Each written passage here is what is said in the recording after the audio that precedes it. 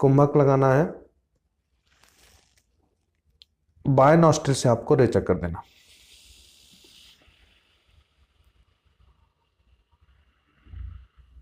जब आप श्वास लेंगे तो पेट और छाती दोनों फूलेंगे आपकी। जिस समय श्वास भीतर खींचे उस समय छाती को फुलाएं, लंग्स को एक्सपेंड करना है आपको। तो देखिए फिर से करेंगे। शांत चित्त बैठे, ज्ञान मुद्रा।